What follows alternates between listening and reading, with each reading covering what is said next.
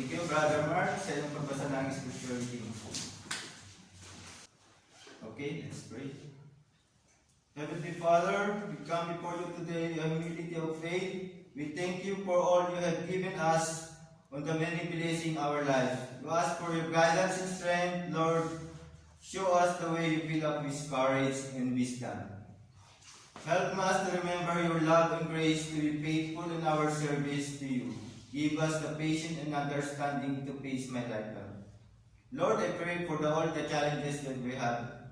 For my grace, we give me grace, Panginoon, we grace in things all the Lord. Amen. Magandang hapon sa inyong lahat. Wala si Pastor, kaya naatasan muna kami ni Brother Darwin. Last week, si Brother Darwin nagbigay ng Word of God. Ngayon ako naman yung magbibigay sa inyo about dun sa God promises of healing. Ito yung yung sa binasa ni Brother Mark kanina sa Psalm 30 about the healing. Bali may gawa ko na scripture sa Bible na nabasa. Bali magtutuon tayo sa Psalm 30. Lord my God, I call you for help and you have healed me. Napaka-importante sa atin na bilang mananampalataya na mapag-aralan natin ang ano ba yung mga promises sa atin ni Lord. Napakarami sa Bible na nabasa ko. At marami tayong pagtutuunan ng pansin about healing and promises of the Lord. About promises ni Lord, undertaking or assurance given from one person to another. Tayo bilang isang tao, napakarami natin mga promises about sa ating family, sa ating mga kaibigan, sa ating mga anak. Bali may kikwento ako sa inyo about yung mga promises. Kasi tayo mga tao, pag nag-promise tayo, minsan natutupad, minsan hindi. Marami tayong mga pagkukulang sa buhay. Unang-una sa promises natin about, natatandaan ko, may kwento ko sa inyo, about na natutupad ko ng mga promise, i-example ko sa inyo about sa family. I remember when I'm young, kasi yung father ko may sakit, pinaramis ko sa kanya na that time na tutulungan ko siya na ma-operahan, mabigyan ng operation. Nag-promise ako sa kanya noong time na yun na sabi ko, Tay, kasi nung time na yun, natatanda ko nag-aaral ko na ako, wala pa ako masyadong kakayanan. Nag-promise ako sa kanya na tutulungan ko siya about sa operation. Kasi may diferensya sa bukol, may bukol sa likod. Nag-promise ako sa kanya na yun nga, ma-operahan siya. That time, nung magkatrabaho na ako, yung sweldo ko inipon ko para maipagpagamot ko pa siya. Yun yung mga isa sa pinagpapasalamat ko yung promise ko na natupad. Napa-operahan ko siya. Kasi kumakalat na cancerous kasi yung ano niya. Kailangan ma-operahan na. That time, yung likod niya, may bukol, lumilipat sa iba't ibang parte ng katawan niya. That time, pinag-pray ko talaga sa Lord na tulungan ako about this operation. At then, nakaraos naman. Naipagamot ko siya, naging maayos. That time, siguro mga edad pa lang niya, mga 50 plus pa lang. Salamat sa Panginoon kasi ngayon, ano na siya? 2024, I think 74 na siya. Buhay pa siya hanggang sa ngayon. At yun ang pinagpapasalamat ko sa Panginoon. That time, kung hindi ko yung pinaramis ko sa kanya na hindi natupad, siguro baka kung ano na nangyari sa kanya, lumala na yung sakit niya. Kaya napaka-importante na pag nag-promise tayo sa isang bagay, mas maganda kung matupad natin. Tapos ikikwento ko rin sa inyo about sa yung mga promises ko rin na hindi natupad. That time, nag-Canada ako, way back 2015, nung bumalik ako, nag-start ng 2012, nag-promise ako sa daughter ko na magpakabait kayo, mag-aral kayo mabuti. Tutulungan ko kayo na madala ko kayo sa Canada. That time yung promise na yun, nagka-problema. Sa madaling salita, hindi ko natupad yung promise ko na yun. Kaya yun sa promises natin, minsan natutupad, minsan hindi. Ngayon naman sa promises na sa friends, di ba? Minsan pag okay tayo magkakaibigan, minsan nagpa-promise tayo sa isa't isa na huwag ka mag-alala friend. Habang ako'y nabubuhay, kaibigan mo ako, huwag ka mag-alala. Tulungan kita. Walang iwanan. Walang iwanan, minsan hindi rin natutupad. Nangyari din sa akin yun. Minsan sa loved ones din natin. Minsan nagpa-promise tayo. Minsan kalimitan na, hindi natutupad. Ako, aminado rin ako minsan. Minsan may mga bagay na hindi natin na yan. Minsan teka lang, may naalala talang kanta. Yung, lyrics na, nasaan ang mga pangako mo? Kung sinusunod. Minsan, lalo kami mga kalalakihan, di ba? Minsan matatalim ang dilanan, magaling tayo mambola, minsan namin ang minsan hindi natin natutupad yung mga promises natin, di ba? May promise ka lang, tuparin pa. Sabi ko. Minsan may promise na tayo, minsan until napakaraming mga promises natin. Pero alam nyo, si Lord, pag nag-promise sa atin, 100% talagang tinutupad niya. Amen. Amen. Mga kapatid. Kaya, masasabi ko lang, talagang magtuon tayo sa Panginoon, sundin natin yung kung ano yung mga promise niya sa atin, tutuparin niya yan. Minsan hindi natutupad, minsan delay lang, di ba? Minsan, kung ano yung hinihingi natin, minsan delay lang na ibigay sa atin. Minsan naman, kaya hindi binibigay sa atin, minsan hindi kalooban ng Panginoon. Minsan, pag ibinigay sa atin, minsan mapapalayo na tayo sa Panginoon. Di ba? Amen? Amen. Bali din sa God's promises of healing, bali, ano lang naman,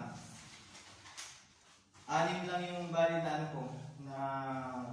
i-ano ko sa inyo. About dun sa protection, minsan may promise natin sa Panginoon. Sa Jeremiah 17:14, Heal me, Lord, and shall be healed. Save me, and shall be saved, for thou art my praise. And sa Jeremiah, tumuloy na tayo sa Jeremiah 30:17, for I will restore health unto thee, and I will heal thee thy wounds, saith the Lord. Ibig sabihin, may mga pangako sa atin si Lord about protection. Ano ba ibig sabihin ng protection? Pagkalinga o pagkukuk o pag-aalala. Protected tayo sa Pag na-kay Lord tayo, protected tayo every day, every night. Tapos number 3, ang God's promises din ni Lord ay huwag tayo mag-worry. Worry and anxiety. Ang pag-alala o pagkabalisa. Sabi nga sa Philippians 4:6-7, do not be anxious about anything. Tayo mag-alala sa mga bagay-bagay. But if in everything by prayer, kailangan ipaalala natin sa pagdarasal sa Panginoon. Amen? Amen. And supplication with thanksgiving, let your request be made known to God. And peace of God, payapa tayo sa pag nasa Panginoon tayo, payapa tayo, which surpass all understanding, will guard your hearts and minds in Jesus Christ. Amen. Mas naunawaan natin ang mga bagay-bagay sa ating puso. Kasi ang tao, minsan, mabilis tayong magalit. Ako, aminado rin ako minsan, kunting ano lang, galit na, ganyan. May mga bagay na ipagpasa Diyos natin, kailangan natin prayer every day. Number 4, na God's promises na healing. Strength. Strength, lakas o tibay. Yung sa Psalm 47 verse 1-7, sabi nga, God is your refuge and strength. Pag nasa Panginoon tayo, kasama natin siya, yung sa puso natin, yung tibay natin bilang isang tao, magagawa natin para sa Panginoon. Amen. Sabi nga sa Philippians 4:13, I can do all things through Him with strength. Amen. Lahat ng bagay sa mundo, magagawa natin. Kung naaayon tayo sa Panginoon. Number 6, faith in the hard times. Pananampalataya sa mahirap na panahon. Minsan, pag nasa mahirap na sitwasyon tayo, di ba? Yun, naalala natin Panginoon. Pagka kailan, minsan, mamamatay na sa kapalag naalala natin si Lord. Nung maayos ang buhay natin, masagana, malaki ang kita, maraming kaibigan. Napakahirap natin pumunta sa Panginoon. Minsan nakakalimutan natin siya. Yun ang ibig sabihin nun. Amen? Amen. Faith. Sabi nga sa Psalm, I saw the Lord in Psalm 34 verse 4, I saw the Lord and answer me and deliver me from all the fears. Minsan may takot tayo. Natatakot lang tayo pagka sa mga nating panahon sa ating buhay. Minsan pag mahirap ang sitwasyon ng ating buhay, takot tayo. Kailangan, minsan pag maayos ang buhay natin, binabaliwala natin. Kailangan yung faith, hindi lang pag nasa masakit na sitwasyon tayo, masamang sitwasyon. Minsan kailangan natin na encouragement sa bawat isa.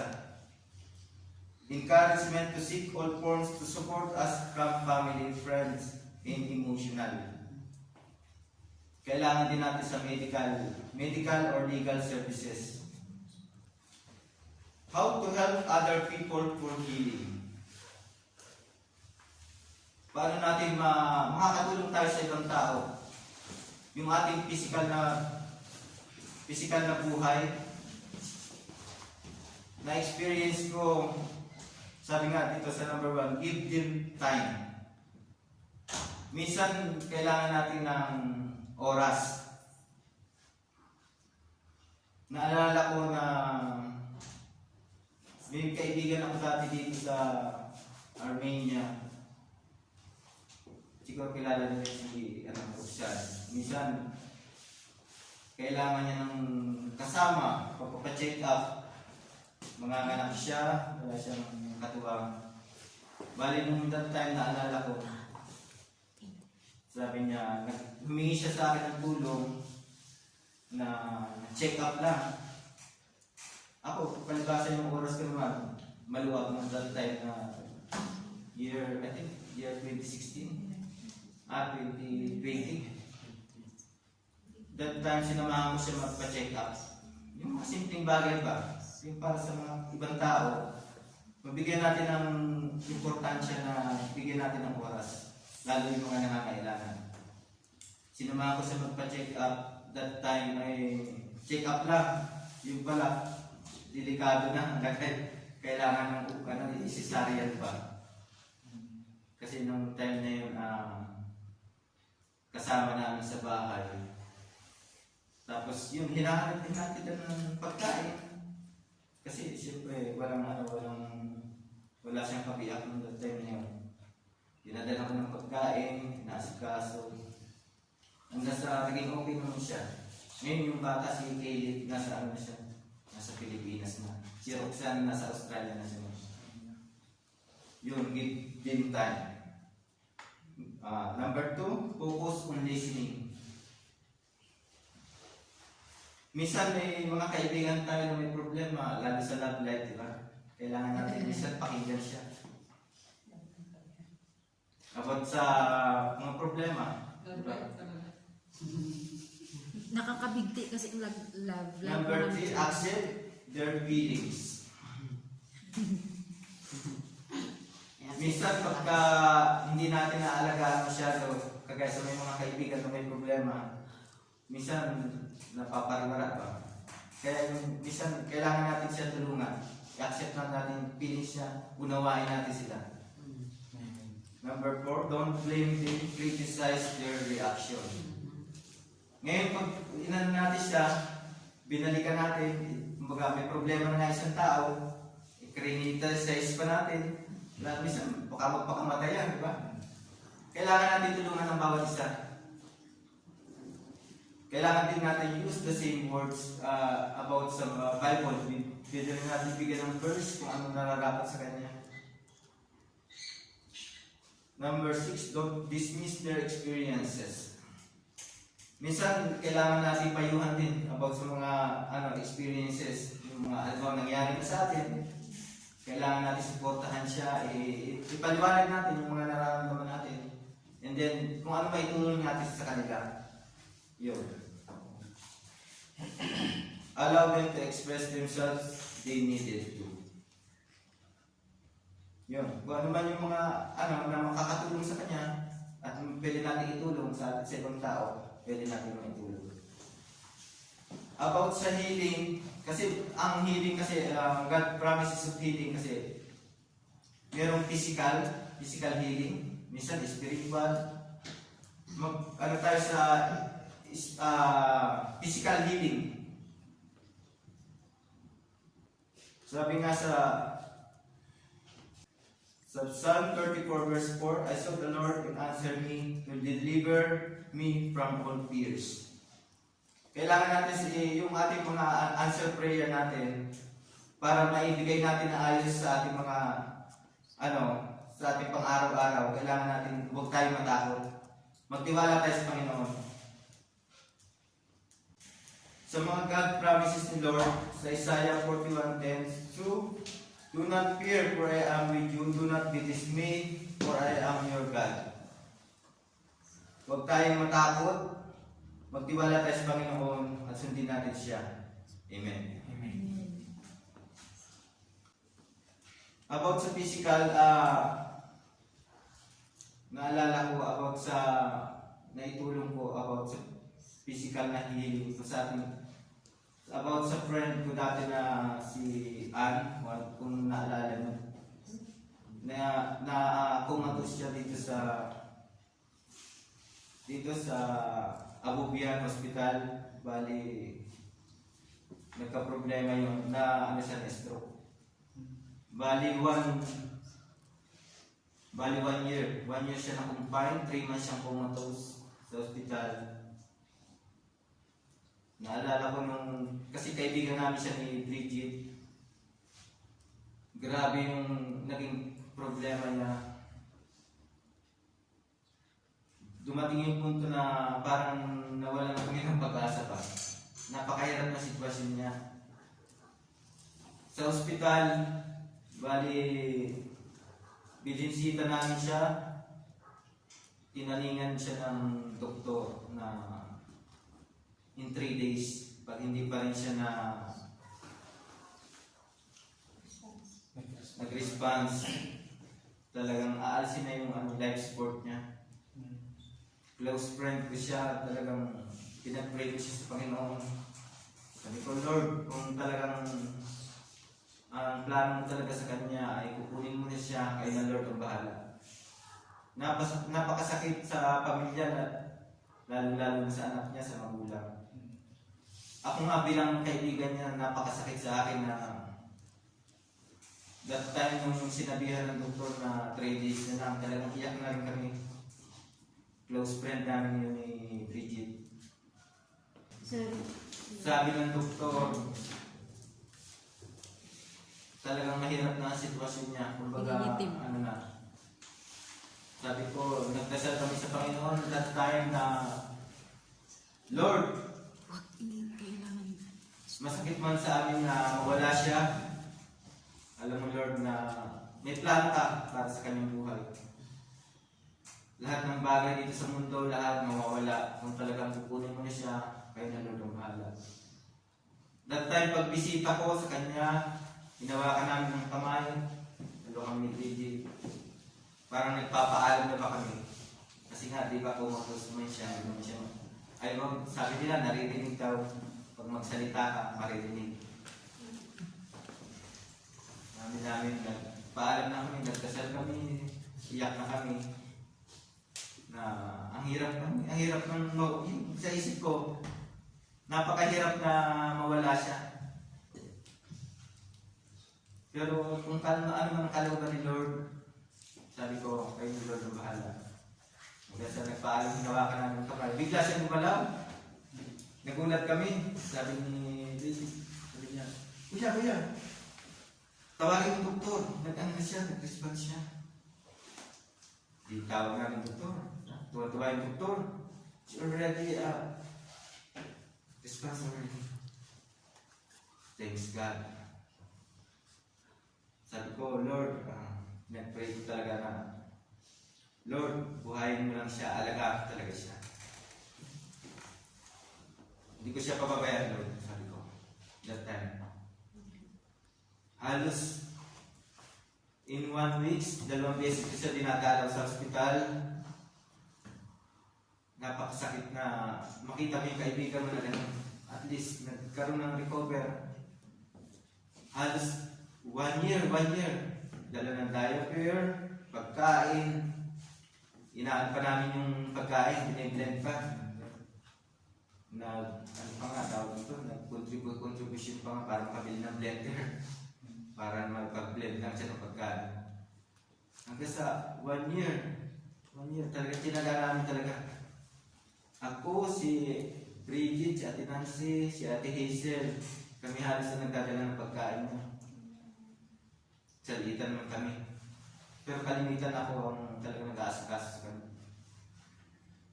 Hanggang sa nung umabot, nag-birthday na nga siya sa ospital eh. Tapos after 1 year, naka-recover siya. Tinulungan ng embassy na makauwi.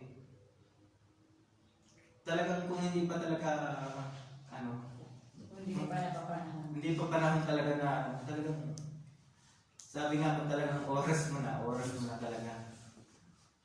Yun lang pinagpapasalamat namin, yun lang talaga, sabi nga, trust in the Lord. Doon talaga nagtiwala talaga sa Panginoon. Sabi ko may plano pa talaga si Lord. Saka, hindi lang sa kanya, sa amin din, sa mga kaibigan niya rin. Kaya that time kasi may apply na kami nun eh, hanggang ngayon, hindi pa nga nakakaalis. Talagang siguro talaga hindi inaadyapan ng Panginoon na makaalis talaga ako dito sa amin. Marami pa talagang, meron pa talaga si Lord na makatulong ba? Importante naman makatulong tayo sa mga kaibigan natin, sa mga ibang tao, sa pamilya natin, sa ano. Yun. Amen? Amen. Hindi pa kayo naantok. May second service pa pala tayo. After after ng ano natin. Mababa pala daw. Kaya huwag kayo antukin. Conclusion na.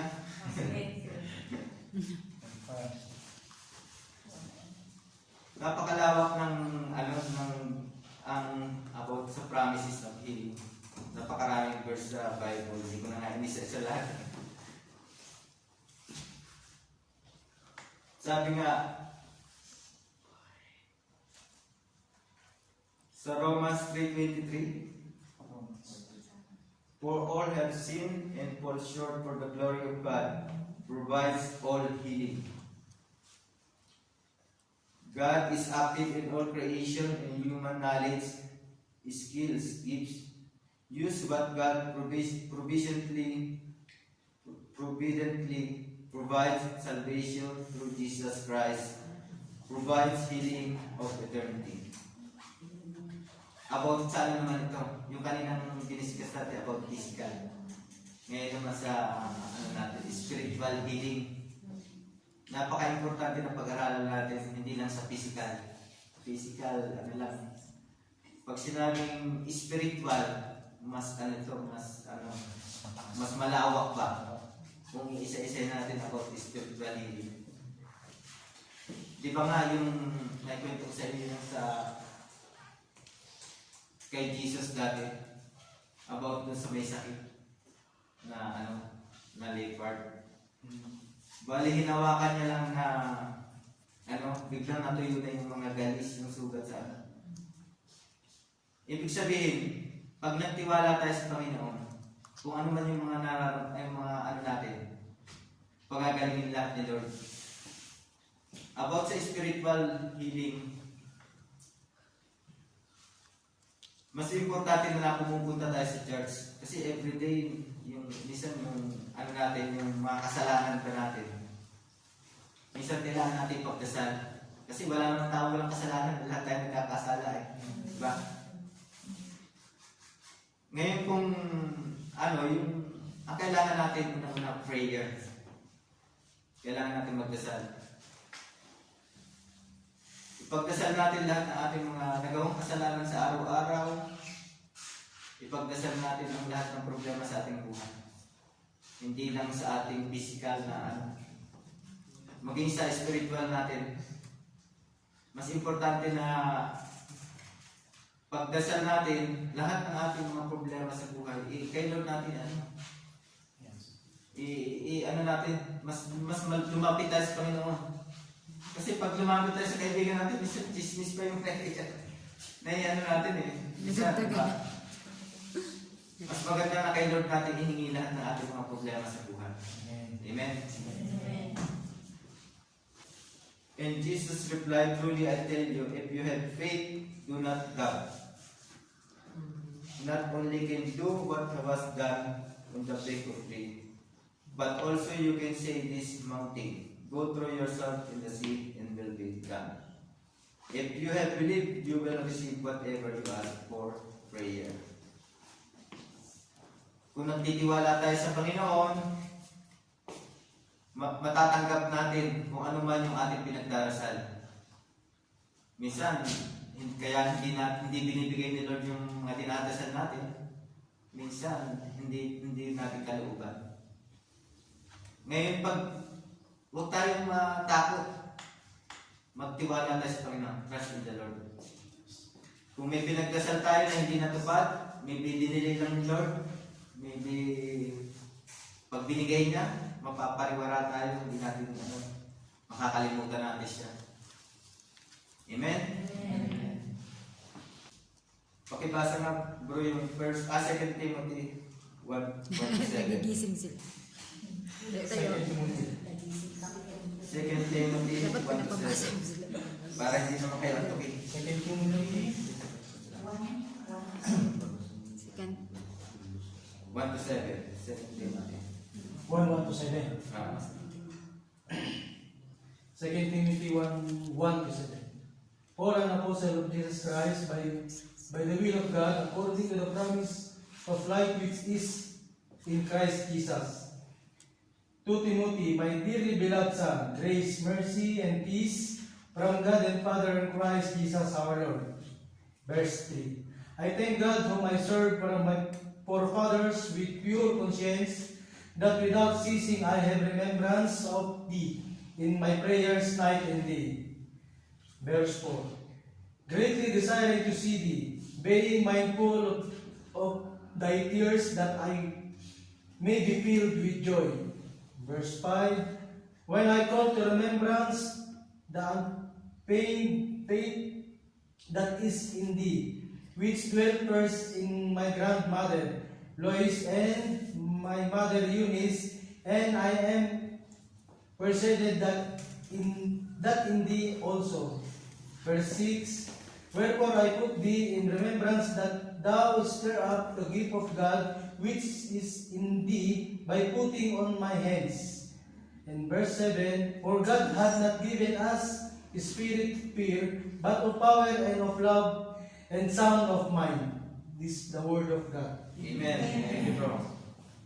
Ididiretso ko na sa verse 8. Be not thou therefore ashamed of the testimony of our Lord, nor of me his prisoner, but be thou partaker of the affliction of the gospel according to the power of God. Amen. Sabi nga, sa verse 1, nabi nasa ni Brother Darwin, sa 2 Timothy verse 1, Paul. Si Paul ay isang apostle ni Jesus. God according to promise of life. Nag-promise na kanyang buhay. Si Apostle Paul ay malawak ang ni Apostle Paul. Pinaubayan sa Panginoon at yung mga promises ni Jesus ay tinupad lahat. Amen. Sabi nga, sa verse 2, to Timothy, my dearly beloved son, grace, mercy, and peace from God to the Father Christ Jesus God. Sabi nga, mas na natin ang kay Lord, medyo peaceful ang naging buhay niya dahil sa kanyang pananampalataya sa Panginoon. Amen.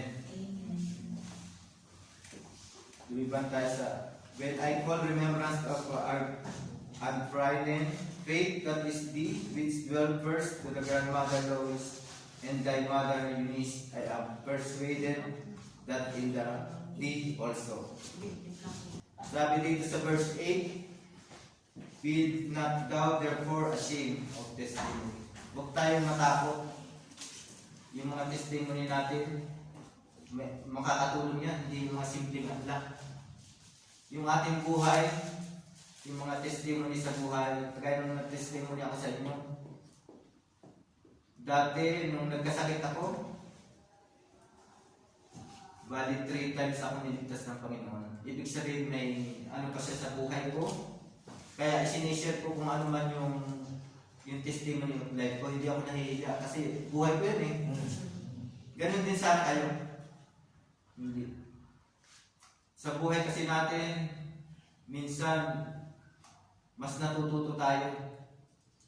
Kung halimbawa may nagbigay ng testimony, matututo tayo mga pinagdaanan niya sa buhay.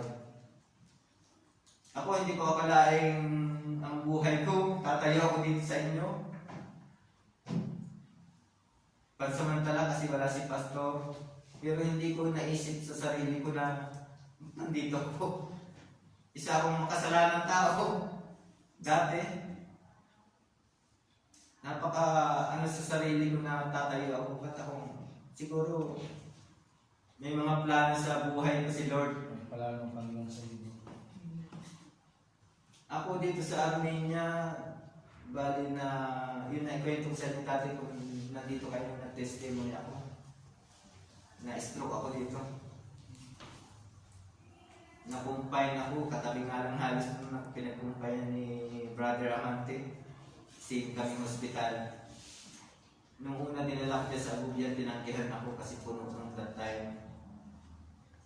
Kaya napakalaking tulong na nasubaybay na kasama ko doon si Daisy. Si Daisy nagtira sa hospital. Guest niya ako dati. Sa buhay ko, ang daming pagsubok na nagdaan sa buhay ko. Na-deport ako, nagtrabaho ako ng Canada, nawalan ako ng trabaho, nag-TNT ako doon, nagtago ako sa farm. Hanggang sa nahuli ako ng pulis, na-deport ako sa Pilipinas. Pero tuloy ko yung buhay. May plano pa rin sa akin. Nagkasakit ako dito. Yung physical na healing, akala ko yun lang, pero mas masakit pala sa sarili ko yung spiritual healing ko sa buhay ko. Kasi nung maayos yung buhay ko, napalayo ako sa Panginoon. Maraming problema na dahil sa buhay ko. Naniwalay ako sa asawa. Maraming pagsubok sa buhay. Muntik na namatay. Pero in the grace of Lord, sa pananampalataya ko sa Panginoon, ito, nandito ako sa harapan niyo. Amen. Kaya sabi nga dito, therefore, huwag kayong matakot about this thing para sa ating Panginoon. Kung si Apostle Paul na, di ba? Kung susundan niyo yung buhay niya, di ba? Na-prison siya dito sa verse 2, kasunod na verse. Pero nagpatuloy siya sa Panginoon. Hindi siya nawala ng pag-asa. Bawat tao may pag-asa tayo sa buhay. Magtiwa, trust in the Lord lang. Proverbs, ito na natatandaan. Trust in the Lord. Magtiwala tayo sa Panginoon. Ako, dito sa Armenia, medyo matagal-tagal na rin ako. Siguro may plano kang Lord, kaya nag-stay pa ako dito sa Armenia. Kung tutuusin, pwede ko nang i-apply yung visa ko sa Bacolod. May working permit na ako.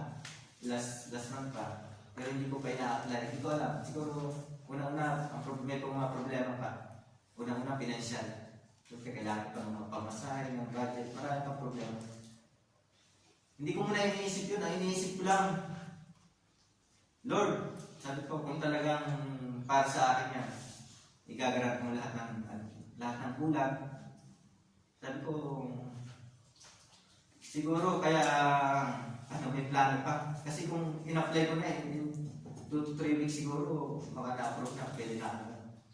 Pero sabi ko, parang nag-i-enjoy pa ko dito sa Armenia. parang hindi ko pa naisip na siguro pwede pa tayo mag-awit ng Panginoon. Amen. Yeah, si Sister Jane, alam niya yung sitwasyon ko. Halos kunti na siguro, more on financial na ang ulang ko. Pero hindi ko muna iniisip yun. Basta ako nagtitiwala lang sa Panginoon. Sabi ko kung talagang kalooban ko, o kasi kung talagang para sa akin yan, para sa akin. Ano naman tayo. Basta na yun na. Nag-trust na ako kay Lord. Amen? Okay lang ba kayo? Okay lang. Bali, yung napili ko dati sa yung Psalm. Bali, marami kasing verse sa Psalm na about sa healing. Sabi ko na, inaano ko na sa Psalm, sino pa talagang nag-author ng Psalm? Kasi binabasa ko yung Psalm na karaming. Akala ko si King David lang, hindi pala. Bali sa yung mga nag-aaral ng about sa Bible. Sabi niya, there are few traditional answer to question who wrote the Psalm. Many people assume that King David, akala ko mas King David lang, pero marami pala sila nag-author ng Psalm. Bali, 10 pala siya. Si King David, si Adam, si Melchizedek, Abraham, Moses, Heman, Jeduthun, Asaph, saka yung 3 sons of Korah. Kaya mas magaling nag-aaral tayo sa Bible, marami tayo natutunan. Ako nga, kailangan ko na magbasa kailan kasi mahirap din tumayo dito kung wala ka sasabihin. Sabi nga sa Matthew 6, verse 33, Matthew 6, verse 33. But seek ye first the kingdom of God and His righteousness, in all things that shall be added unto you. Mas maganda yung para maging maayos ang ating at makasama tayo sa Panginoon. Lahat ng bagay dito sa mundo, kailangan ipagpasa Diyos natin. Magtiwala tayo. Amen? Amen. Mag-alas din. Ano maganda bro? Sige. Yes, close na. Kasi introduction pa lang tayo eh. Introduction pa lang yan. Kuya, alas 2 na doon. Sige, tuloy. 30 minutes pa, no? Sige, saglit pa lang naman to eh. Mga 3 hours pa yan. Saglit na bars. Meron pa tayo yung Romans. May second pa tayo, may second. Maubos ni Manok yung kape. Kaya pag-uwas na ito, tapos na ba yan? Why you need to study the divine healing in the Bible? Yes. Yun nga. Sabi nga dito, pakibasa ko sa sino pwede bumasa sa James 1, James 1:17. Nasusulat yan bro eh. Kaya A servant of God, of the Lord Jesus Christ, to the 12 tribes which are scattered abroad greeting. My brethren, count it all joy when ye fall into diverse temptation, knowing this, that the trying of your faith worketh patience. But let patience have her perfect work, that ye may be perfect and entire, wanting nothing. If any of you lack wisdom, let him ask of God, that giveth to all men liberally, and upbraideth not, and it shall be given him. But let him ask in faith, nothing wavering, for he that wavereth is like a wave of the sea, driving with the wind and tossed. For let not that man think that he shall receive anything of the Lord. A double-minded man, unstable in all his way, let the brother of low degree rejoice in that he is exalted, but the rich in that he is made low, because of the flower of the grass he shall pass away. For the sun is no sooner rising with a burning heat, but it withereth the grass, and the flower thereof falleth, and the grace of the fashion of it perisheth. So also shall the rich man fade away in his way. Blessed is the man that endureth temptation, for when he is tried, he shall receive the crown of life, which the Lord hath promised to them that love him. Let no man say when he is tempted, I am tempted of God, for God cannot be tempted with evil, neither tempted he any man. But every man is tempted, when he is drawn away of his own lust and intest. Then when lust hath conceived, it bringeth forth sin, and sin, when it is finished, bringeth forth death. Do not fear, my beloved brethren. Every God gift and every perfect gift is from above, and cometh down from the Father of lights, with whom is no variableness, neither shadow of turning. Amen. Ibig sabihin niya, Yung haba na rin. sa kahaba ng binasa niya, ipaiksin ko naman. Go on, yung pinaka. Yes. Yung faith natin sa Panginoon, kung may pananampalataya tayo sa Diyos, ibigay natin sa Kanya lahat. Ipagpaubaya natin. Sabi nga, yung yung binasa ni sister, na kung tayo mananampalataya tayo sa Panginoon, ibigay natin ang buong puso. Sa Kanya natin lahat ng mga problema natin sa buhay, ipagpapa sa Diyos natin. Walang taong walang may kasalanan. Lahat ng kasalanan natin, pagsisihan natin. Amen? Amen. Sabi nga sa Hebrews 13:8, if Jesus healed people in Bible times, He can and wants to heal people. Amen. Para mas madali natin maunawaan yung healing sa ating buhay, kailangan ipagdasal natin araw-araw. Para yung nararamdaman natin, kung ano man yung mga sakit na nararamdaman natin, physically, emotionally, spiritual, ipagpasa Diyos natin lahat with prayer. Amen.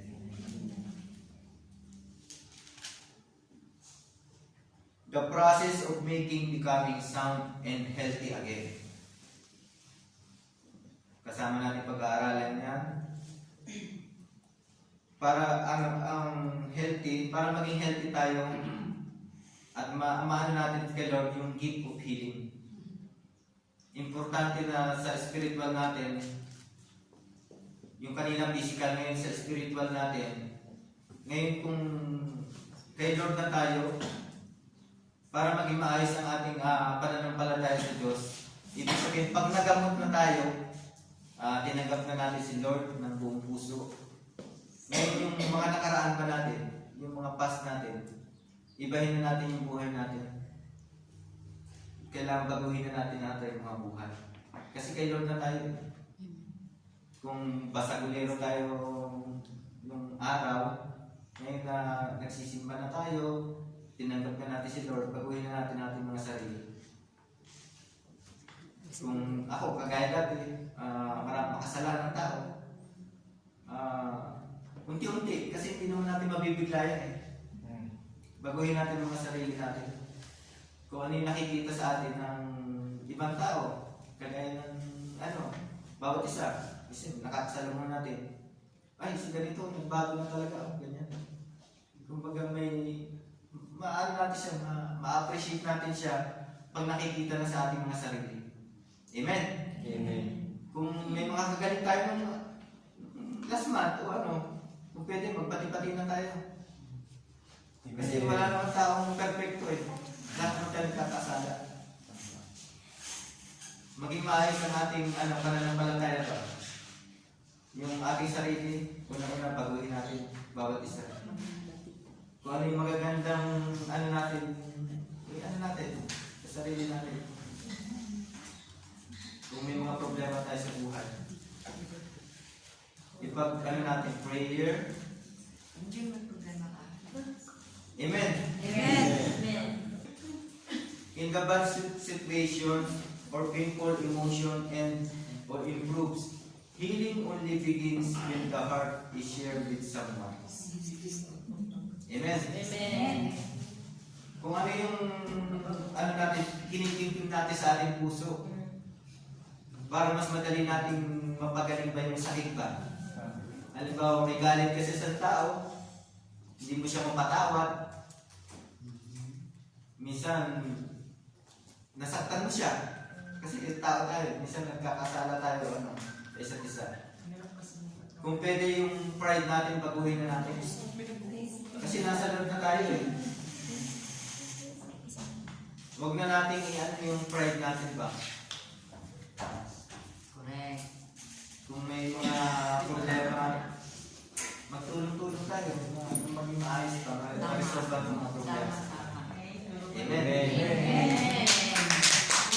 Undertaking in assurance given by one person to another, agree or guarantee to do or give something, or not to do or give something in the future, indication of forthcoming excellence for goodness are right there, showing considerable promise.